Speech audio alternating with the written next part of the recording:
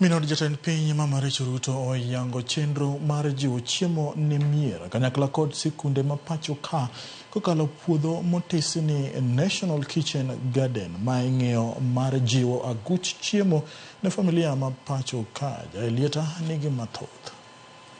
E puodho ni mayudore kar jot jatend piny e boma ma Nairobi, alode mopogore oloth koikore ne donje sufria mondo kete mesa ne familia motelo ne piny Kenya kod mago mag skunde mamoko e boma ma Nairobi. Farms are flourishing.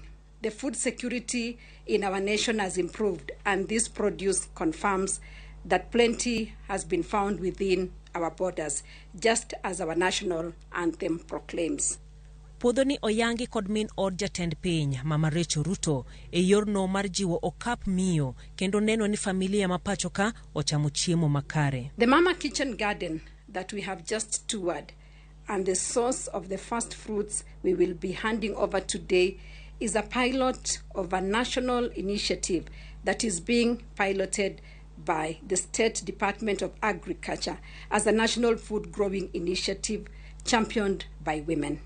Idwaro mondo puodho machal kama oket e dala ka dala manie reserve kata mano mantiere bombe kokale chenro mar pur manyasani. We want to see every woman having a flourishing kitchen garden next to their house, including families in urban areas who can adapt urban farming. A similar Mama Kitchen Garden will be established in all state lodges across the country, and the Ministry of Agriculture and county governments will oversee the rollout of the program across all counties. Kopogore kod bedo gi puodho makama e mier, skunde bende okowe chien ka chiemo mawuok e puodho ni ibiro chwal e skunde mogo tong' kod kar jot mar jatend piny, mago State House Girls, kanyakla kod St. George's, ka bende ibiro dwar skunde bende odonj e chenro mar purni. Also want to see every school establish a kitchen garden as a demonstration farm in support of the competence-based curriculum. This will make children knowledgeable on food production and the best ambassadors of similar kitchen garden initiatives at home. Kopogore kod puodho mar alode, machielo mar olemo motisi ni Mama Fruit Orchard bende ipidho olemo mar jiwo chiemo makare. Chenro ni oriwe lwedo kod min ute governors ma pacho ka.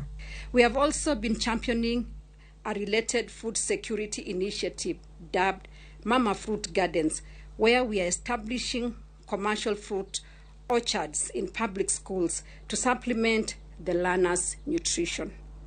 This project is being implemented in conjunction with spouses of county governors and supported by various partners. Chenro gi duto ogin mana mago majiwo aguch chiemo e mier kod skunde, to bende mar neno ni jopuonjre oyudo chiemo makare makonyo ngimagi. Mama Rachel Ruto owacho ni gibiro bedo ka gitimo chenro ni mar jiwo mano mar chwalo chiemo e skunde mitimo kod piny owacho mamalo. The Mama Kitchen Garden and Mama Fruit Garden initiatives are part of our bigger plan to ensure that all our school-going children have access to nutritious feeding meals. This is at the core of our children's welfare plan, which further supports the enrollment and transition of all our children to the highest levels of education. Our school feeding program will supplement the ongoing county-based feeding programs across the country.